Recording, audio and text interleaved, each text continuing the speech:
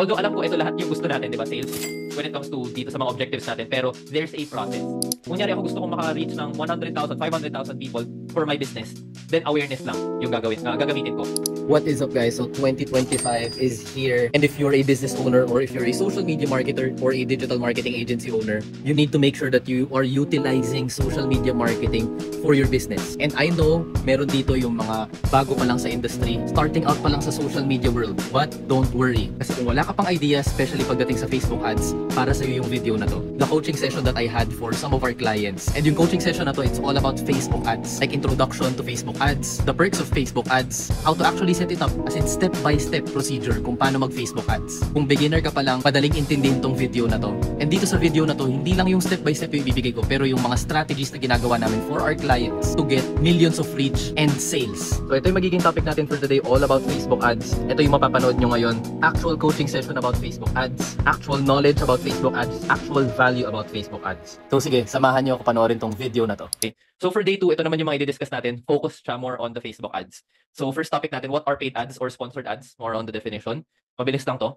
And then why are paid ads or sponsored ads important? Kasi of course, meron tayong mga questions na hindi ba dapat mag-paid ads na lang tayo? Huwag na tayo mag-organic. Kasi sa paid ads, mas makukuha natin yung results na gusto natin. Right? So later we'll address that. And then setting up of the assets, yung 3 assets na important to start doing paid ads. And this is very important kasi a lot of people skip this step. A lot of people create ads immediately. And that's where usually yung mga problema, dun siya usually nangyayari kasi hindi na set up yung business manager, ads manager account, and yung Facebook page ng maayos. So ito yung kung nababalitaan nyo yung mga nagkakaroon ng restrictions sa mga ads, restrictions sa mga ad accounts, mas maganda ma-setup natin siya ng maayos. Then next, how to set up an ad, yung actual setting up na tayo ng ad, creating an ad, yung step-by-step process, how to do it correctly, yung the proper way to do it, and then siguro mga tips, what to avoid and what to do. Okay? Gagawin natin siya, mag-screen sharing tayo mismo doon kapag gagawa na tayo ng ads. Sige, simulan na natin. So introduction to social media marketing. What are paid ads or sponsored ads? Okay. So bilisan lang natin yung mga yung first 3 topics natin kasi medyo mahaba yung other topics natin. So paid advertising is an online advertising model where advertisers bid to participate in real-time auctions in order to show their ads within slots on a specific platform or network. So dito siguro sa definition ng paid ads, ang highlight ko dito is bid to participate, meaning we're competing with other content creators, other brands, other businesses who are in this space. So pag nag-run tayo ng ads, makikita natin, meron tayo dyan yung CPR or cost per result. Makikita natin sa cost per result from time to time tumataas siya. And that's a bad thing kasi pag tumataas, for example, 5 pesos ang cost per result, kahapon 3 pesos lang, mas gumagastos tayo ngayon, right? So ang cost per result, basically, dito natin makikita if compared sa mga competitors natin, okay ba yung mga ads na ginagawa natin. Kapag tumaas siya, ibig sabihin, na-outbid tayo, mas maganda yung Facebook ads ng mga ibang competitors natin, ng ibang business owners. Pag mas mababa siya, it means that we're dominating our market, right? So it's a pay-to-play platform talaga, paid ads, okay? So very basic, yun lang naman for paid ads, yun lang yun. Okay? Huwag natin siya overcomplicate. Alam niyo na kung anong itsura ng paid ads. I'm sure lahat tayo dito sa social media nakakita na rin naman kayo ng mga ads. So next question natin, why are paid ads important? Okay. So yung question sa akin lagi ng mga tao, Axel, okay, natutunan ko na naman paano yung paid ads. And nakikita ko, nandito talaga kasi yung sales mas mabilis pa. Right? Kasi sa organic, basically, I'm just posting content organically and I don't know if I'm converting sa social media, right? So is it better for me to just do paid ads instead of, focus on organic, mag-post pa ako ng 20, 30 pieces of content in a month, like daily posting? Mas okay ba na mag-paid ads na lang ako? So to answer that question, parehas kasi silang important. It goes hand in hand, okay? So for organic, the goal here is to retain. Okay? Yan yung tatandaan natin, to retain. And for paid ads, the goal here is to acquire. So for example, sabihin natin, nag-paid ads lang tayo, hindi tayo mag-organic, right? Nag-paid ads lang tayo. So ang mangyayari, magra-run tayo ng ads, and then makikita to ng target audience natin, yes, matatarget natin yung tamang mga tao. Pero pagpunta nila dun sa page natin, if we're not consistently posting organic content, then eventually mag-unfollow lang sila. Kasi yung mga ads na nira-run natin, nakikita lang yan dun sa feed. Pero dun sa page natin, hindi nila yan, most of the time, hindi na nila yan nakikita.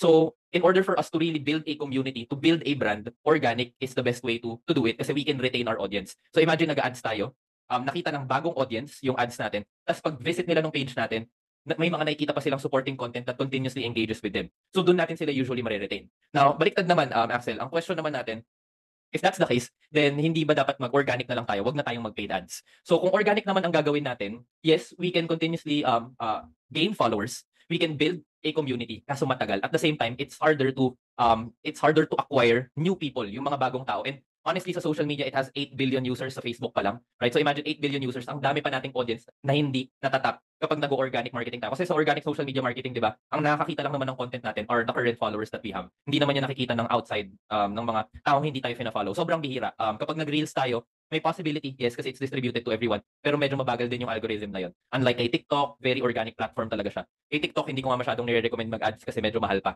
Pero for Facebook ads, both dapat, organic and paid ads. Okay? So, organic is to retain, paid ads is to acquire. Alright? So, yung na-mention natin kahapon sa day 1 natin, okay, ito yung the benefits of social media marketing. Okay? So, we have the attention, affordability, and targeting. Na-explain na natin to nung day 1. So, dito tayo magfo-focus sa targeting natin. Okay? Kasi for Facebook ads, it's all about targeting naman talaga. Okay. So sa targeting, na-explain natin on day 1 that the reach is infinite, di ba? For organic, we can, for example, I'm here in the Philippines, I have a friend living in the US, di ba? Makikita pa rin niya yung content ko di ba? Organically. Lalo na pag na-share or basta friends kami. Right? Even with Facebook ads, we can target anyone in the world. Like kami as an agency, we also target brands or businesses in the US. Lalo na kapag meron kaming mga clients sa Texas, mostly sa Fulshire, Houston, and Katy. And then meron din kaming clients naman din sa California. And then meron kaming isang client sa Singapore. So dati nagre-run kami ng ads worldwide talaga. Pero ngayon more on sa Philippines na lang. Pero yeah, everyone has that option. And ang difference lang niya if you're going to target sa ibang bansa is mas mahal siya. Per country, depende siya. I would recommend kung gusto niyo ng, for example, for HR business, ang mai-recommend ko is to target, magandang targeting options, UAE. Definitely US, pero sa Boston, Massachusetts, for some reason, marami kaming nako-convert for those areas kapag nag-Facebook ads kami. Then targeting is more accurate, meaning we can target using the demographics, age, gender, location, right? Ito yung comparison sa traditional marketing na hindi natin nagagawa. Kasi for example, ang billboard, kapag naglagay tayo ng billboard, nandyan lang yan sa EDSA mismo, for example, di ba? Sino lang yung dadaan dyan, sila lang yung makakita ng ad. And sometimes, hindi pa sila yung tamang target audience, right? Pero maganda sa Facebook ads or for example, digital marketing, we can target specifically anyone in the world. If you have, especially for example, for Avocado Coffee, right? Dyan sa Cavite, you can target specifically dun sa location na yan. Yan yung maganda for Facebook ads. And kung sino yung gusto nating age, gender, di ba? Yung demographics na yan, sila pa yung mas pwede nating targetin. Depende sa messaging natin and sa branding natin. Right? So, very, very powerful. Later, matututunan natin kung paano yan gawin. And then, targeting by behavior, one of the most powerful things about targeting is yung interest targeting. So, alam naman natin na, di ba, for example, ako, interest ko, yung nasa feed ko, mostly sa Facebook, sa Reels, more on basketball content and business content, ganyan. So, lahat ng nakikita ko sa feed ko, puro basketball. Mag-search lang ako ng basketball. Yung mga ads na makikita ko about basketball na rin, right? About sports, ganyan. So, yun yung powerful thing about social media compared to the traditional din, like even commercials, di ba? TV commercial, TV ads. Kung sino lang yung nanonood sa channel na yun, sila lang yung makakakita ng ads natin. Pero sa atin, very, very specific, interest-based, right? So, very, very powerful features ng Facebook ads. Okay. So, that's the reason kung bakit importante ang paid ads. Number 1, targeting. Pangalawa is because we can reach anyone in the world, right? And we can acquire new audiences, yung mga hindi pa nagpa-follow sa atin. Okay? Now, next naman tayo, setting up of the assets. Okay? So, yan. Before setting up of the assets, bigyan ko lang kayo ng quick expectations when it comes to Facebook ads. Okay? So, para at least i-set lang natin yung expectations natin. So, number 1, paid ads can help you scale. Okay? And when we say scale, scaling is an endless process. Okay? Hindi ibig sabihin na nag-Facebook ads na tayo, doon na yun natatapos. Okay? Ang scaling kasi, ganitong nangyayari dyan. Just to give you an idea, I've been in the digital marketing space for almost 10 years now. Okay? Back when, like, even when I was an employee, 17 years old, pinag-aaralan ko na rin yung digital marketing guys kasi I started a burger joint in Marikina City before. Doon ko natutunan yung digital marketing.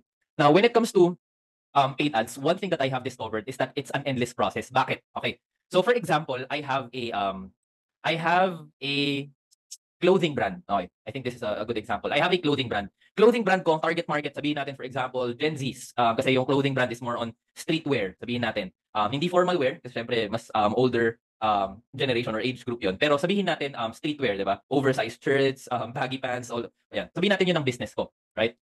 Now, it's an endless process, yung scaling, kasi since ang target market ko, for example, are 18 to 24-year-olds, right? 5 years from now, kung sino yung mga 18 to 24-year-olds, hindi na sila yon, 'di ba? Mas tumanda na sila. That's why when it comes to Facebook ads, ang goal natin dito is to cater to our current market, the 18 to 24-year-olds, but also cater to the younger audience, right? And let's say what if, yeah, it's also okay to scale to let's say older people, sabihin natin older age groups, right? It's okay to from time to time scale to them and also sabihin natin target them with our ads. Kasi meron pa rin naman, 'di ba, na mahilig sabihin natin sa streetwear na mas mataas na mas matandang age group. At the same time, the same time, they can also be distributors. Eventually, they will be entrepreneurs then. So it's always an endless process trying to discover our audience, especially for paid ads, right? That's why scaling is an endless process. We need to make sure. Kaya nga yung ginagawa tingnan natin yung mga ginagawa ng big brands, Coca-Cola, McDonald's, Shopee, di ba? Hindi naman tayo laging nagsa-search, for example, ng burgers ng McDonald's. Pero bakit tayo nata-target ng ads nila? It's because they understand that scaling is an endless process na even if you're not searching for it right now, I still want to target your age group. Iba't iba pa rin yung tatargetin natin, right? Especially for social media, ang nakakatulong nga sa sales, hindi lang naman yung Facebook ads na conversion natin, but even our engagement, di ba? So kung marami tayong likes, maraming comments dun sa mga content natin, through our ads, nakakatulong yun as parang more on credibility or trust dun sa brand, di ba? So scaling is an endless process. Next, paid ads is a trial and error process. Okay? So what worked for one ad might not work for the other. Kasi maraming factors dyan. Tatlong factors. Settings of an ad, the targeting of the ad, and the creatives of the ad or the content of the ad. So kung merong hindi nag-work, of course, dun sa ad campaign na ginawa natin, try natin siyang baguhin doon sa isa. And mamaya, tuturo ko kung paano natin siya gagawin. Okay? But it is a trial and error process, meaning what worked for, let's say, the HR client that we have, client number 1, might not work for HR client number 2. Iba't iba talaga sila, lalo na iba't iba ng brand messaging per brand, per business. Okay? Next, paid ads is best for lead generation. Okay? So yung diniscuss natin kahapon, marketing versus sales, right? Mamaya, meron din tayong slide about it. Pero ang sales process kasi natin is iba. Paid ads shouldn't be used for sales. It should be used for lead generation. Meaning our goal here is to get data and retarget those data and then lead them to a sales platform. Okay? Sales platform natin ano ba? May slides tayo later pero sales platform natin ito, for example, if you have a website, that's the sales. Kasi doon nangyayari ang sales, di ba? Add to cart, checkout, or let's say wala tayong website, we're providing sabihin natin service naman. Ang sales process natin would be messenger, right? Messenger, DMs, call, phone call, text message, Zoom meeting, di ba? If we're leading them to a Calendly to schedule dun sa calendar, di ba? That's our sales process. That's a different process, okay? But for social media, hindi tayo dapat dito nasa sales process, lead generation process siya. Okay? Alright, so later, discuss pa natin siya. Next, selling is more accepted in paid ads. Compared to organic, na ang goal natin is to build a community where we should avoid selling, more on providing value lang, value. Okay? Kay Facebook ads, mas accepted si selling. So dito, we can sell. Alright, we can sell, pero more on lead generation pa rin siya. Meaning, just selling the idea. Pero the actual sales process, doon natin siya gagawin sa sales platform natin. Okay? Next naman, ito. Very, very good expectations na dapat nating maset would be objective is equals to objective. What do we mean by this? Okay. So, ang dami-dami ko kasing naririnig na, Axel, ba't ganun? Sinunod namin yung yung tinuro mo. Okay? Nakita ko kasi yung video mo sa TikTok. Sabi mo dito, ganito, ganyan. Pero bakit ganun? Hindi ako nakakakuha ng sales. Okay. Now, pagtatanungin ko, pabalik yung question na yan. Okay, ano bang objective na ginamit mo for your Facebook ads? Ang ginamit niya pala is engagement objective. Okay, so hindi ka talaga makakakuha ng conversions kasi ang ginamit mo na objective is engagement. Okay? Where ang goal ng engagement is to get engagement, likes, comments, shares. Diba? Pero if ang goal natin is sales, dapat conversions yung isa-select natin na objective. Okay? Kung goal natin naman is just to reach a lot of people, dapat awareness campaign tayo. Okay? Pag nag-awareness campaign tayo, hindi tayo nag-expect ng sales, hindi tayo nag-expect ng engagement. Okay? And may kanya-kanya siyang use yung objectives na yan. Mamaya matututunan natin siya. Okay?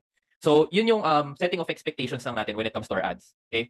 Now, next naman, ito. Turo natin kung ano yung kailangan natin i-create before we start doing paid ads. Okay? So, we need to create, number 1, a business manager. Okay? So, the business manager, it holds all your business assets like your ad account, pages, pixels, payment method, etc. Lahat, technically, parang sa isang family, the business manager is the parent. Okay? And then, si business manager, anak niya si ad account, and then anak niya rin si Facebook page.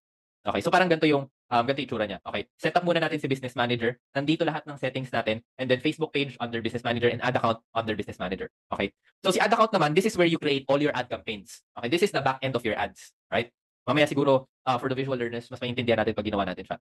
Next naman, of course, the Facebook page. Ito most of the time yung alam natin gawin, di ba? Madali naman gumawa ng Facebook page kay Meta. But this is where you will run your ads for. And this is your front end. Okay? So, business manager and ad account, yun yung back end nyo. Okay? Besides sa Facebook page and ad account, meron pa tayong Facebook pixel and verified domain. Pero we won't discuss this.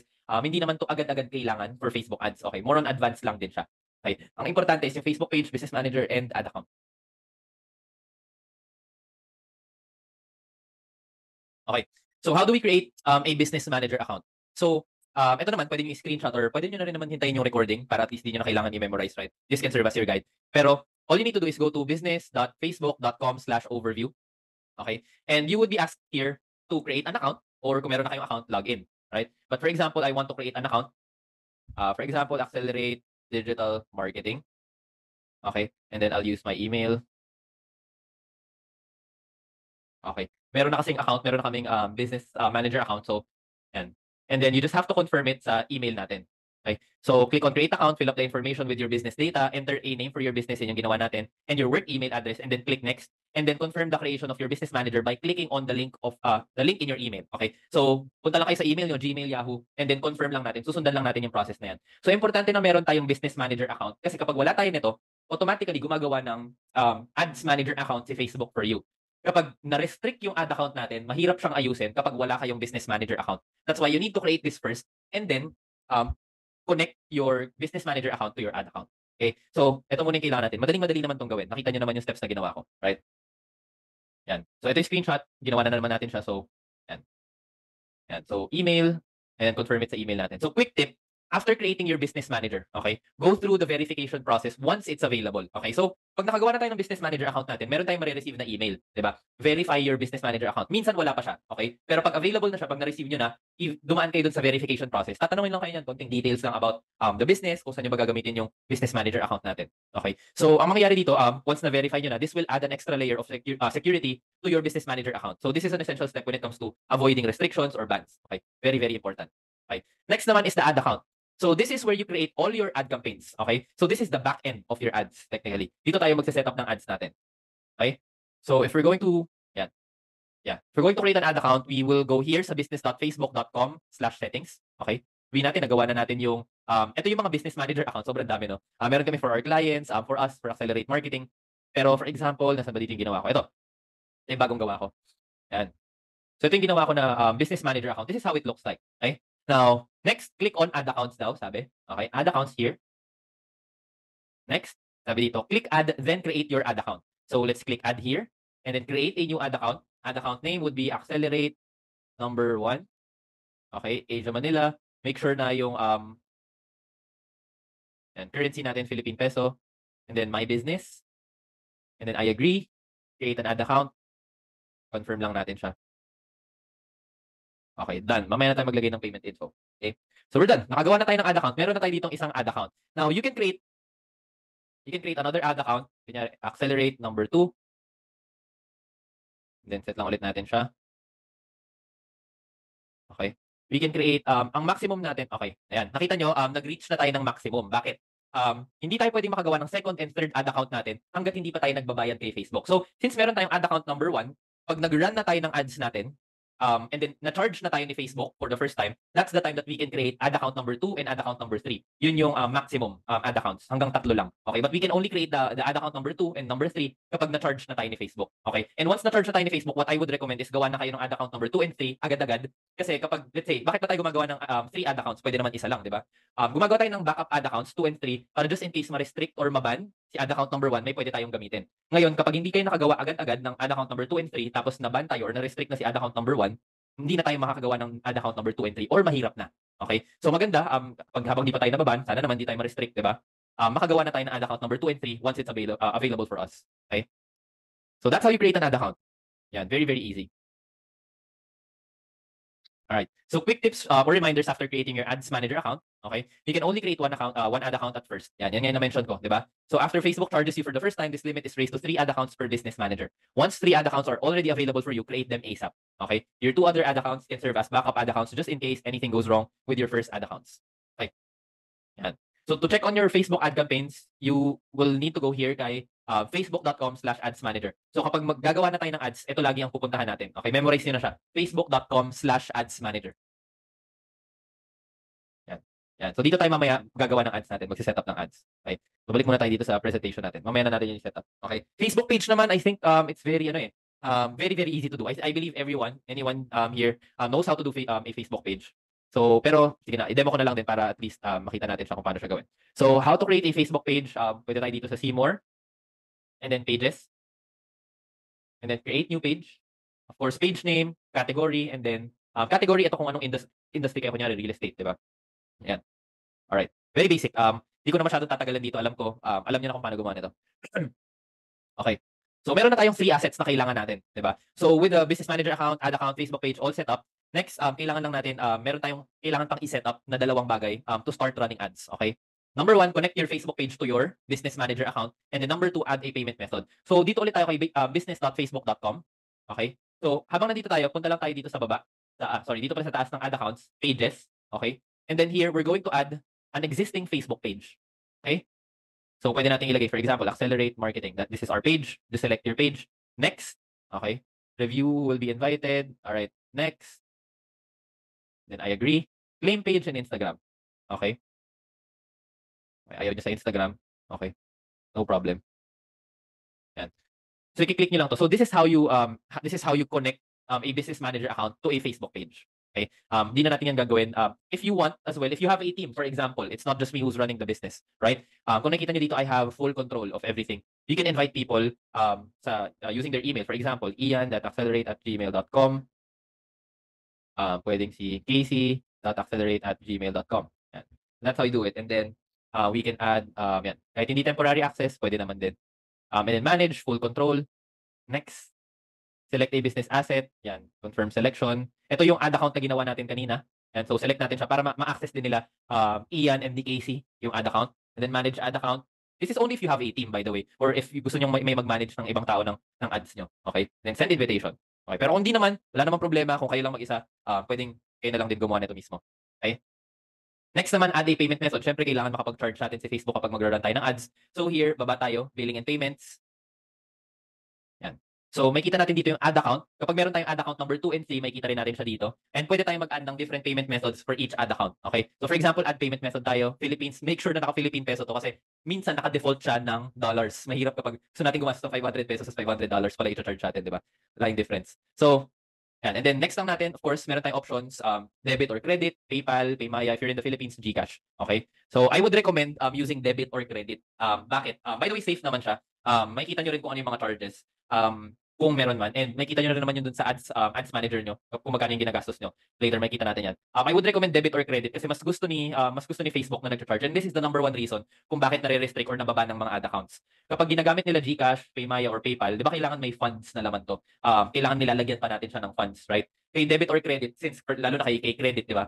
Automatic naman siya, meron siya laging funds, right? As long as hindi tayo nalilimit. So, ito yung gusto ni Facebook na payment method kasi once hindi siya makapag-charge, for example, naubos yung laman ng GCash mo, hindi ka ma-charge ng Facebook, malaki yung chance na ma-restrict yung ad account mo. Tapos mahirapan ka. Ito yung number one reason kung bakit nababan yung mga pages or mga ad accounts ng mga clients namin. So, make sure na kung kaya natin ilagay debit or credit, ito na lang ilalagay natin. Then click next, of course, and then details, card details, right? So, hindi ko na siya gagawin. Yan. But that's how you add a payment method. Okay. Okay? So these are the instructions. Yan, nakita nyo rin to sa recording. Yun na rin yung ginawa natin kanina. Okay? Add payment method. Okay. So ayan, credit, debit, PayPal is accepted. We recommend for you to use credit card. We strongly discourage using PayPal. Ito, wala namang sinasabi si Meta or dun sa community guidelines sila na ayaw nilang gumamit ka ng PayPal. Pero quick tip lang sa amin as an agency, ang dami-dami na namin nakitang problema kapag PayPal yung ginagamit. So wag na tayong gumamit ng PayPal. This is based on experience. Hindi siya sinasabi ni Facebook. Okay? Alright. Now, before you create an ad, okay, sabihin natin naka-setup na lahat, di ba? What I would recommend is to create your own ad checklist. Okay? So before tayo mag-setup ng ad, maglagay na tayo ng checklist natin. So sa checklist natin, ano ba yung mga dapat natin i-consider? Objective, estimated budget, audience research, and organic post or creative. So for example, sa objective, ang goal natin, ano bang goal natin? Gusto ba natin maka-reach lang ng maraming tao? Gusto ba natin to get known dun sa area natin? Right? So definitely awareness, yung goal natin or yung objective natin na ilalagay. Estimated budget, how much do we want to spend in a month, diba? For example, 3,000 pesos. That's the minimum, at least, na magandang gastusin for Facebook ads. In a month. So, maraming ads na yung pwede natin gawin with 3,000 pesos. Okay? Now, audience research naman. Okay? Ano ba yung age, gender, location ang gusto nating targetin? Dapat meron na tayo nito naka-ready na rin. Right? And then, organic posts or creatives na gagamitin natin, caption and visuals. Okay? Yeah. So for example, this is how we usually do it. Ad checklist namin for a client. Objective, ang goal namin is to reach 100,000 people, for example. So awareness, ang objective namin. Estimated budget namin for this specific ad alone is 550 pesos, for example. And then audience research namin, ang target market kasi namin 18 to 44 years old. Gender is 60% male, 40% female. And then location, Metro Manila. And then ilalagay nyo na rin yung picture, and then yung caption na gagamitin nyo. Right? So I would recommend if you have a Google Doc, kunyari kahit ano lang siya, Google document, or not GDocs, sa pwede Google Docs or kunyari Word document, 'di ba? ilagay nyo na dito yung ad checklist nyo before running an ad para organized din tayo. Hindi yung basta bato lang tayo ng bato ng ads. Okay? So that's our first 3 topics. Okay, the setting up of the assets, why are paid ads important, and why paid ads, what are paid ads or sponsored ads. So as promised, Q&As muna tayo. Thanks guys. So how to set up an ad naman tayo, the 3 levels of an ad. Okay, so ito yung kailangan natin maintindihan when it comes to setting up an ad. Okay. So when setting up an ad, we have 3 levels. Okay, first level natin is the campaign level. Okay, second level natin is the ad set level. Okay, then third level natin is the ad level. Okay, so ano bang difference nitong tatlong to? Okay. So, bibigyan ko kayo ng keywords. Okay, keywords. Gusto ko maalala niyo yung keywords for each level of an ad. Okay? So, kay campaign level, the keyword here is settings. Okay? So, campaign equals settings para mas madali yung maintindihan. Okay? Campaign equals settings. Okay? Kay ad set naman, ad set is equals to audience. Okay? Keyword natin is audience. Okay? So, campaign, settings, ad set, audience. Okay? Para mas madaling intindihin. Right? Then, ad level naman, kay ad level, ang keyword natin dito is creatives. Okay? Ad is equals to creatives. Okay? So, campaign is equals to settings, ad set is equals to audience, ad is equals to creatives. Okay? Kasi yan yung tatlong factors ng ads natin eh. Right? Tatlong steps. The settings, the audience or / targeting, and then the creatives. So, dito natin yan isa-set per level. Okay? So, sige. Mag-live demo tayo. Okay? Mag-live demo tayo. Punta tayo ngayon kay facebook.com/ads manager. Next ko na tong mga to. Yan. There you go. Facebook.com/manager, dito tayo laging gumagawa ng ads, right? So, let's, to create an ad, all we need to do is click the green button here, create. Okay? Mamaya na natin i-discuss tong mga objectives na to. Okay? So, sorry, sige. Daanan na rin natin siya actually. So, we have here the campaign objectives. Okay? So, we have here awareness. Yan. Ang maganda dito, if you hover your mouse to the specific objectives, may description siya dito sa right. Ayan, kung nakikita natin. So, for example, for awareness, show your ads to people who are most likely to remember them. Very self-explanatory naman yung description nila dito. So ang goal natin is to reach a lot of people. Awareness, okay? Pero of course, sabi ko nga kanina, 'di ba, setting of expectations. Objective is equals to objective. Kapag awareness yung sinelect natin, okay, huwag tayo mag-expect ng sales. Okay? Kasi ang goal natin is just to reach a lot of people. Kunyari ako gusto kong maka-reach ng 100,000, 500,000 people for my business, then awareness lang yung gagamitin ko. Definitely, I won't expect comments, likes, shares. Kasi kung gusto ko nun, dapat engagement. Okay? I won't expect traffic papunta sa website or clicks papunta sa website kasi dapat traffic yung isa-select ko. Okay? For awareness, ang goal lang natin dito is to reach a lot of people. Yung ma-view nila yung content natin. Marami.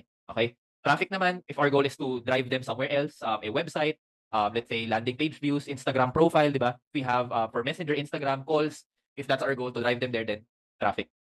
Engagement naman, if ang goal natin is to get likes, comments, shares dun sa ads natin, then engagement would be the best objective. Leads naman, if we have, let's say, for lead generation, di ba? If we have a form, kunyari Google Forms, di ba? If you want to drive people there, or you can also create a form, kay Facebook ads na rin itself. Although, I would recommend either traffic or sales kung gusto rin natin ng mga leads. Okay din sila. Okay, app promotion if you have an app, di ba? App installs or let's say, mga activities dun sa apps mo, yun ang gusto mo mangyari din. App promotion. Sales naman, kung gusto natin conversion sa website natin, mag-add to cart, mag-checkout sila, sabihin natin kung gusto natin mag-message sila sa atin, tapos na directly sales yung makukuha natin din sales, 'di ba? Although alam ko ito lahat yung gusto natin, 'di ba? Sales when it comes to dito sa mga objectives natin, pero there's a process. Mahirap agad-agad mag-sales kasi number one, mataas ang cost per result for sales. Okay? Compared to awareness campaigns, medyo mas mababa ang costing mo dito. Like you can spend 500 pesos, run it for 1 week already. Kay sales, 500 pesos, mga sabihin natin, makakuha ka ng results 3 days.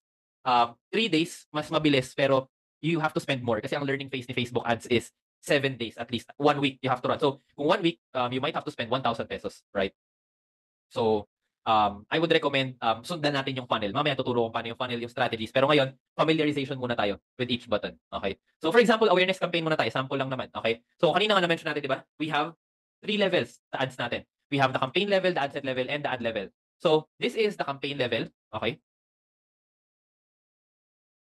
Alright? And then this is the ad set level. Okay, i-rename ko lang siya para mas madali natin maintindihan. And this is the ad level. Okay. Okay. Now, if you guys remember kanina, 'di ba? I gave you keywords for each, 'di ba? I gave you keywords for each campaign level, right? Do you guys remember kung ano 'yun? Like for example, kay campaign level, campaign is equals to what? Ad set level is equals to what? Ad level is equals to what? Kung natatandaan natin kanina. Ano yung mga keywords? Campaign level is equals to, meron ba tayo?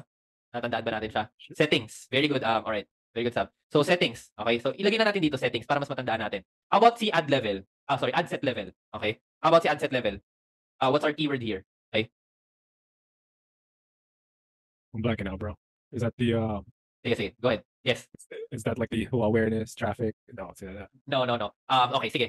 But thank you for that, guys, Ken. So, ad set level is our audience, diba? If you guys remember kanina, settings, kay campaign level, keyword natin kay ad set level is audience, okay? And then kay ad level naman, ang keyword natin dito is the creatives, okay? So, para mas matandaan natin, kasi nakakalito kung campaign, lalo na if bago lang kayo dito sa Facebook ads, right? These might be jargons for you guys, campaign level, ad set level, ad level. Para mas matandaan natin siya, ako rin kasi ganito ko siya memorize before. So kay campaign level, ano ba yung mga nandito? Kung may gusto akong baguhin sa settings ng ad ko, dito ako pupunta kay campaign level. Kung may gusto akong baguhin sa audience or sa targeting ko, dito ako kay ad set level. Kung may gusto akong baguhin sa creatives or dun sa actual content ng ads ko, dito ako kay ad level. Okay? So yan yung keywords niya. Settings, audience, creatives. Okay? So dito muna tayo kay campaign level. Alright? Kay campaign level, ang makikita natin dito, since ito nga yung settings, like we can treat it as the main settings of our ad. Okay? So dito, unang makikita niyo dito, special ad categories. Okay? So ito, kahit hindi niyo na siya basahin, pero kapag may time kayo, basahin niyo siya. Pero explain ko na lang kung ano yung special ad categories. Yan. Click natin tong drop down na to. If your business or if your brand is under these industries, sabihin natin kung yung business ko, nag-offer ako ng mga credit cards, auto loans, financing, or other financing related opportunities, I need to tick this box, credit. Okay? Bakit? Kasi ito, credit, employment, housing, social issues, elections, or politics. What do these things have in common? Ito, sabihin natin kay credit, employment, housing, maraming nasa scam dito, right? So, if yung business natin is under this, para mas makapag-ingat si Facebook, si Meta, sa mga ads na gagawin ng mga advertisers nila, we need to indicate if we are within these industries. Okay? So kay credit, yan. Kay employment naman, alam naman natin, 'di ba, maraming mga naloloko online din sa mga job opportunities, 'di ba? Ipadadala ka somewhere pero yung pala scam pala, 'di ba? Hihingan ka ng mga down payment. So for employment, 'di ba? We need to take this as well, right? Housing naman, for real estate din, 'di ba? Kasi ito, high ticket items 'to eh. Malakihang transactions ang real estate, mahirap na, 'di ba? So we need to take this para at least just in case yan for real estate listings, homeowners insurance, mortgage loans, or other related opportunities, we need to take this. Okay? So ito, yan yung mga karamihan sa mga scam. So if you're in this industry, then take this. Pero for HR, coffee, product-based businesses, kahit hindi naman, walang problema. Social issues naman, elections or politics, hindi naman sa maraming nasa scam dito. Pero dito kasi maraming hate speech, misinformation, yung mga ganyan, di ba? Alam naman natin sa Philippines, pag may certain tayo candidates, di ba? Maraming kung ano-ano naman. So, para lang mas mabantayan ni Facebook yung ads na ginagawa natin about this, di ba? We need to take this. Pero yun nga, kung wala naman kayo dito sa mga industries na to, then don't bother, right? So, yun yung special ads category. Next naman, ito ipapa-confirm lang ulit sa'yo kung ano yung campaign objective mo. Okay? So, awareness yung sinelect natin. So, that's good. Okay? Next naman, okay, advantage campaign budget. Okay, mamaya mas madi-discuss natin to. Pero, pakitaan ko lang kayo ng trick. Okay? Dito, pwede kasi tayo mag-set ng budget natin through the campaign level or kay ad set level. Okay? So, kung kunyari check natin ngayon kay campaign level, kapag tinurn on natin to, okay, may dalawang option kayo, daily budget or lifetime budget. Daily budget, how much you want to spend daily, sabihin natin, budget ko per day, kaya kong gumastos ng 100 pesos lang per day, di ba, for my ads. Kung lifetime budget naman, sabihin natin, I want to spend 1,000 pesos for the whole duration of this ad. Okay? So, ganyan na siya i-set, kunyari. Okay? Nakasulat dito, your budget is too low, pag nakita nyo. Kasi, dito, pagpunta natin sa ad set natin, okay, September 11 to October 11. So for 1 month, mababa talaga yung 1,000 pesos na ad budget, right? Kasi i-distribute for the whole month eh. So magkano yan? Parang 1,000 pesos divided by 30 days, di ba? So ang konti talaga ng per day. At least dapat mga around 80 pesos pataas per day ang ad spend natin. So adjust nyo lang to. Gawin natin, sabihin natin, kung kunyari for 1 week hanggang yan, September 18, yan. Pwede na yan. All errors have been resolved. Okay, so wala nang error dito. Okay. So sabi ko nga kanina, pwede tayo mag-set ng budget dito kay campaign level or kay ad set level. Okay. Saan dito, Axel, pwede mag-set ng budget? Kay ad set level. Nakasulat dito budget and schedule pero hindi ko naman ma-set. Okay? So pag tinurn off natin dito, turn off, lalabas dito 'yon. Okay? Pwede na tayo mag-set ng budget dito. Ngayon, siguro baka may question kayo, bakit ganoon? Anong difference, 'di ba? Saan ba ako dapat mag-set ng budget ko? Kay campaign level ba or kay ad set level ba? Mamaya discuss natin 'yan kung paano natin siya gagawin. Okay? Pero at least may idea kayo. You can set your budget in two ways. Okay? And mamaya turo ko rin kung anong use niya. Bakit dalawa yung option niya. Pero let's say dito muna tayo, basic muna tayo. Kay campaign level tayo mag-set ng budget for 1,000 pesos, for example. Right? Lifetime budget natin. Okay. You can also edit this one, run ads on a schedule. Pag tinik nyo to, pwede kayong mag-run ads ng specific times lang in a day. And this is what I would recommend pag mag-run kayo ng ads nyo. Kasi definitely, di ba, kunyari, nag-run kayo ng ads from September 11 to September 18, for example. Magra-run yan 24 hours yung ads nyo. Pero alam naman natin, di ba, hindi naman 24 hours gising ang target audience natin. Ang average Filipino spends 5 hours per day on social media. Ang mga Gen Zs, they spend 8 hours per day on social media. ano lang yun, fun fact, grabe no, sobrang ano, social media users talaga mga Pinoy. Pero imagine kung 5 hours per day lang naman nag-o-online yung audience natin, mas maganda, hindi tayo nagsasayang ng budget kasi imagine 3 AM gumagastos tayo para to acquire audiences, 'di ba? Itulog naman yung audience natin at that time. So it would be best to run ads on a schedule, and then when we go to our ad set level, okay? Sa ad set level natin, yan, i-set natin 'to. Sabihin natin 1 week, September 11 to September 18, and then since naka-tick yung run ads on a schedule, for example, pag Monday gusto ko lang mag-run yung ads ko from 3 PM to 3 PM to 11 PM, 'di ba? Pwedeng ganyan. Yan. So gusto ko lang mag-run kasi ito yung prime time, 'di ba? 3 PM to 11. Maraming online during these hours. So pwede yan. Okay. Pero kayo naman, depende sa inyo kung ayaw niyo i-schedule, um, untick niyo lang yung box na yan and then mawawala na yung scheduling option. Okay. So dito na tayo sa ad set level. Okay. Sa ad set level, kung nakikita niyo yan, yung ginagalaw natin kanina, budget and schedule, nandito na yung scheduling natin. Okay. Now this is where we control the audience, or this is where we set our targeting. So dito, if we edit Philippines, okay, yan. We can search, pwede natin i-X to, ganyan, exit natin, and then Metro Manila to be a bit more specific, for example, di ba? We can do that. Yan. Kung mas gusto pa natin mas maging specific, we can add multiple locations. Marikina, yan, pwede rin Quezon City. Yan. Pwede natin siyang gawin. Kung gusto nating targetin itong specific areas lang na to. Pwede siya. Okay. Then, yan, just to give you a demo, yan. But for example, yan, Marikina City, kunyari yan ang gusto kong targetin. Next would be, ayan, advantage plus audience. Okay. Ngayon, dati kasi, you really have to set your audience. Okay? Dati, kailangan mo pang iset yung age, gender, location, demographics. Pero ngayon, with the rise of AI, and dahil gumaganda na yung algorithm, okay, meron ng tinatawag na advantage plus audience na where, eto, kahit hindi nyo na ito basahin, explain ko na lang. Advantage plus audience, wala kayong gagawin at all. Okay? Hindi nyo ito i-click, wala kayong i-click. Basically, ito yung parang autopilot. Pag hindi nyo ito kinlik, you would rely on at the algorithm or the AI of Meta to discover your audience for you. And usually, it's based on the category of your page. Di ba kanina sa paggawa ng Facebook page, tatanungin kayo what your page is all about. Real estate ba?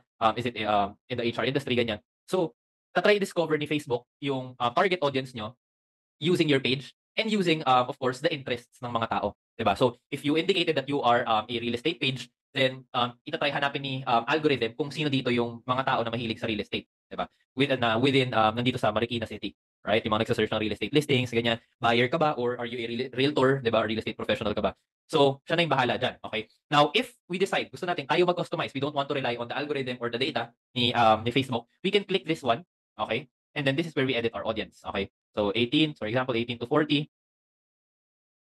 Genders, I would recommend all naman. Huwag na tayo maglagay ng men and women kasi mas magiging accurate yun. And then edit, and then this is where we do our detailed targeting. So, just to teach you guys how to do detailed targeting, of course, diba, yun na dapat meron na tayong, alam na natin kung sino yung audience natin. So, for example, sa HR, for example, kami na lang, digital marketing agency, diba? Our target market are business owners, right? So, for example, we want to target business owners. I can type here business owner.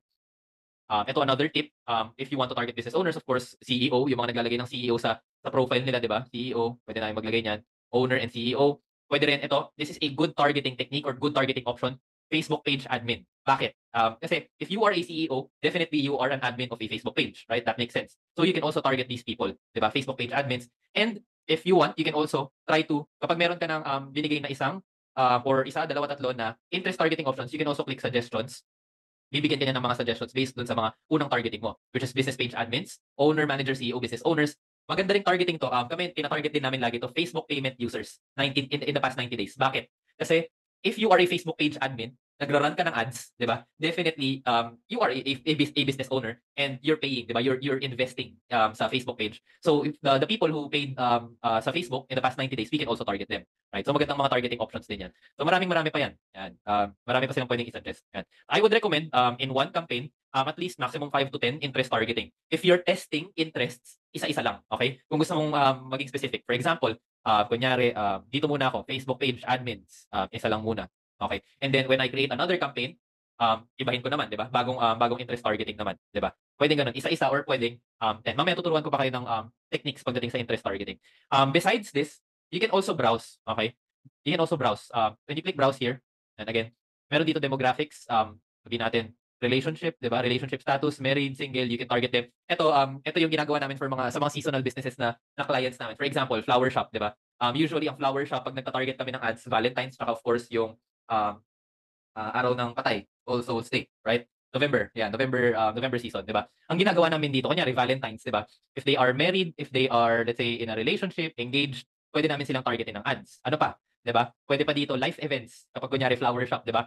Yung mga let's say sabihin natin long distance relationships, new relationship, newly engaged, 'di ba? Definitely pag Valentine's, pwede nating targetin tong mga to, right? Kasi sila yung magbibigay ng flowers, 'di ba? If you are in the souvenir business, kapag meron kang mga business na sabihin natin mga giving gifts or gift idea yung business mo, 'di ba? Good gift ideas for your boyfriend or ganyan. So, ayan, upcoming birthdays, pwede din, 'di ba? So, yun yung mga live events. Wait lang. Yan, balik ko na. Interests naman, yan, if interest nila nasa business industry, yan, kung ano mang mga pwede, you can drop down here, politics, social issues, kung gusto mo, maraming pwede nyo na lang siyang i-browse. Yan, behaviors naman, ito yung activities nila dito sa social media platform. So, if they are, let's say, for example, wait, yan, mga digital activities, di ba? New active business, kapag bago lang yung business nila dito sa social media, you can target them, di ba? Mga shop admins, digital activities, di ba? Yan, Facebook payment users, yung na-mention ko nga kanina. Ano pa ba? Mobile device user, di ba? Yan. All mobile devices, smartphones, and tablets, pwede mo silang targetin specifically. So, very, very powerful yung targeting ng Facebook ads. So, that's how you do interest targeting. Okay? So, that's how you use it. And then, meron din tayong custom audience dito, pero mamaya na natin siya i-discuss, okay? Mas advanced topic pa siya. Okay? So, that's how you target your interest. Kaya nga, ang keyword natin for ad set level is audience. Next naman, ito, placements. Okay? You can also edit your placements. So, ano ba yung placements? Placements meaning, dito natin i-place yung mga ads natin. Saan ba natin gusto makita yung ads natin? Sa mga stories ba? Sa mismong feed ba? Sa marketplace ba natin gusto makita yung ads natin? Dito yon. So, if you click on placements here, ayan, merong automatic placements. Okay? Automatic placements meaning, pag hindi natin kinlik to, we will let the algorithm decide na, okay, Meta, Facebook, kung na bahala saan gusto mong i-distribute yung ads ko. Okay? Pero if you click edit here, yan. Meron tayo dito manual placements. Okay, manual, ikaw yung mamimili. Okay, so kung gusto mo dito lang sa Facebook, magra-run yung ads mo, then you can select here, 'di ba? Facebook lang. Kung gusto mo kay Facebook Messenger, pwede rin. Kung ayaw mo dito kay stories, kunyari ayaw mo dito kay in-stream ads or videos, pwede mo siyang i-tick, 'di ba? So you can customize your placements here. Self-explanatory rin naman tong mga to. Ayan, search results. Makikita nyo rin dito yung samples. Ayan, messages sa Messenger, kaya magiging itsura niya. Ganito yung ad. Okay?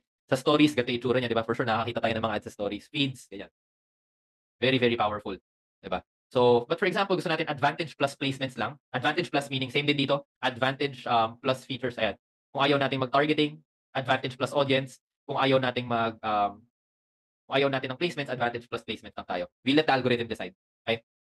Next naman tayo, kay ad level naman tayo. Okay, kay ad level, keyword natin dito creatives. Okay? So, this is where we set the creatives or yung mismong content natin. Okay? So, for example, I want to use here the Facebook page. Yan, iba yung Facebook page. Facebook page accelerate marketing. Yan. Automatic Facebook page, Instagram page. Tick na din siya dito. Alright. So next, scroll down tayo. Now here, you can create what we call a ghost ad or you can use an ad that's already posted on your page. Okay? So ano ba yung ghost ad? Ito yung ghost ad. Ito yung mga ads na hindi natin nakikita doon sa actual page. So baka nagtataka kayo, merong mga ads kayo nakita tapos pag hinanap nyo doon sa Facebook page, nasaan yung ad na yun, di ba? Pwedeng ghost ad. Meaning, itong ad na to, mag-appear lang to as an ad dun sa mga mata-target natin na audience. Okay? Yung use an existing post naman, ito yung if we select a post from the page, yung mga content that's posted dun sa page ni Accelerate Marketing, di ba? Yan. So for example, ito nakapost na tong content na to dun sa page ng Accelerate Marketing. So we want to use this post instead, di ba? Yan. So ito na yung mismong video. Yan. Tapos pwede kayong mag-add here ng maganda dito, meron na ring mga AI text variations. Yan. Pero I wouldn't recommend using this kasi minsan hindi siya accurate eh. Lalo na if you're doing events or webinars or seminars, minsan nag-iiba yung date. So, huwag niya na siyang gamitin. So, ito call to action, yung button, you can change it. Yan. Change the button to, for example, contact us, get quote, send us a message, right? So, ito yung mga call to action natin. Alright. For example, I want sabihin natin, learn more. Then, website, of course, you have to in your website, marketing.com. Yan. So makita nyo dito, may magiging added na button here. Hindi pa lang siya nagre-reflect, pero there would be a button here. But hindi pa rin. Okay, ayaw niya mag-update ng maayos for some. I don't know why, pero it should update here. Don't worry, ma-update naman. Siguro i-remove ko na lang. Ayaw pa rin niya ma-remove, pero dapat ma-update siya dyan. You should see the button here, update. Okay. It works on mine, Axel. I was able to change it to like parang send a message or call. May options siya. Yes, pwede din. Ayan, send message if you update this. Menu. Yep. Yeah, see menu. Very, very relevant for you. Yan. So pwede yun. See menu. So do you have a landing page, Ken? Like where do you usually drive them? Just messages? Dude, I don't have access to the page from my cafe yet. Naka wife show, but like As I understand this, I'll walk them through. But I'm also trying to do my own branding, diba? So very very relevant for us both. I'll I catch see. up with her when she wakes up. I see. For personal brands naman, mostly ano naman what are you looking for pagdating sa personal brand? More on ano lang naman, siguro call to actions that I would recommend is either kapag mag-ads tayo, actually I wouldn't recommend any here kasi kung personal brand ka, ang goal mo is more on community building, engagement, comments, like, share. So kahit wala ka naman ditong call to action, you're just showing your ads to people so that they can discover you. So no call to actions needed if ever. I did see a subscribe button there. I don't know if that's maybe too clingy to Yep, pwede din actually. Yeah. Actually, subscribe. Yeah, there you go. Watch more. Depending on whether I'm able to create more content throughout the weeks and the days. Exactly. Watch more, pwede din, right? If you're more into video content. So this is how to set up your ad. Okay, creatives. You can change the post here. You can create a post here. Ito yung ghost ad naman. If you want to create an ad, you will upload here manually. Yung wala pa sa page. So you can upload an image or a video, and then primary text would be your caption. Okay. For example, I want to add an image here. For example, let's use this one as an example lang. And then insert caption here. There you go. And then of course headline, digital marketing agency, and sample headlines lang naman to. And then description, sample description. So we should see everything reflect here, lahat ng in-edit natin. Yan, dito natin siya makikita. Then buttons, contact us for example, yan. Yan. So ganito dapat yung may itsura ng buttons dun sa ad. Hindi lang siya kanina nag-update for some reason.